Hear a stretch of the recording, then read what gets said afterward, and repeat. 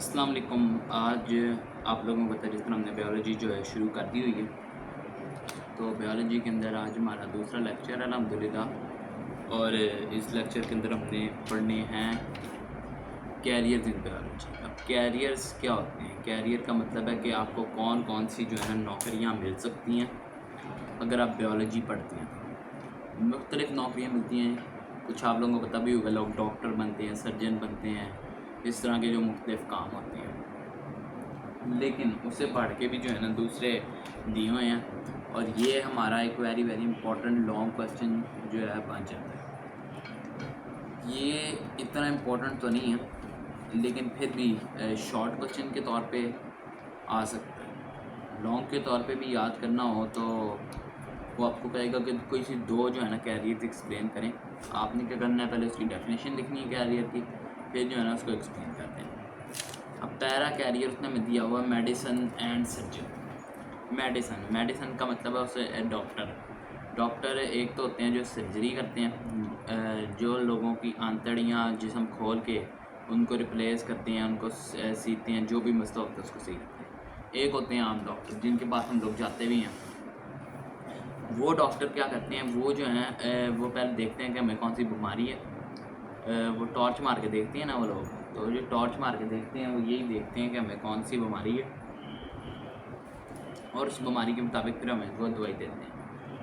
पहले वो डायग्नोस करते हैं। डायग्नोस का मतलब यही होता है कि वो देखते हैं कि आपके अंदर कौन सी बीमारी है और कौन सी नहीं। ठीक हो गया।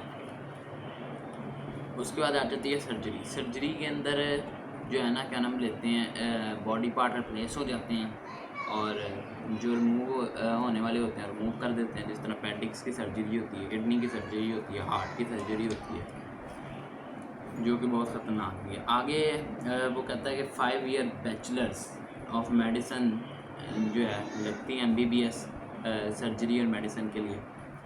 5 साल का जो है ना कोर्स है। तो फिर 5 साल का कोर्स करने के बाद आपको जो है ना, क्योंकि जब तक डिग्री नहीं होनी तब तक नौकरी नहीं मिलती। उसके बाद जाते हैं डेंटिस्टी जो है ऑरल हेल्थ के अंदर काम करते हैं, यानी कि दांतों से मुतल्लिक, चबड़े, दांत, कोई कैविटी नहीं है, या दांत के अंदर कोई ख़राबी आ गई है, या वो स्वेल कर जाते हैं ना, ये वाली चीज़, इनको देखने के सारा डेंटिस्ट काम करते हैं। और इनकी जो डिग्री है वो 4 साल की है।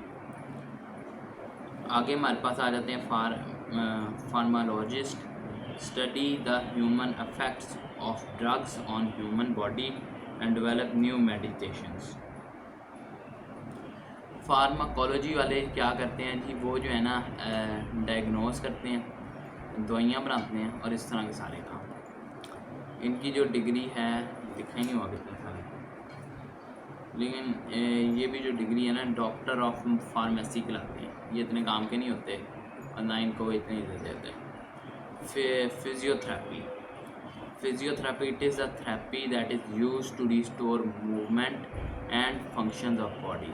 अब फिजियोथेरेपिस्ट क्या करते हैं, वो जो होता है ना, यानी कि कुछ बूढ़े लोगों के अंदर जो टांगें दर्द कर रही हैं, मोटे दर्द कर रहे हैं, वो उनको एक्सरसाइजें कराते हैं और मशीन के ज़रिए ना करंट्स भेजते हैं, जिसकी वजह से वो जो है ना उनको जो दर्द होती है ना, या किसी वजह से वो मसल हिल गया होता है या टूट गई होती है कोई चीज़, उसको सही करते हैं। एक बार आप सब जो हैं लगा लें हेडिंग्स।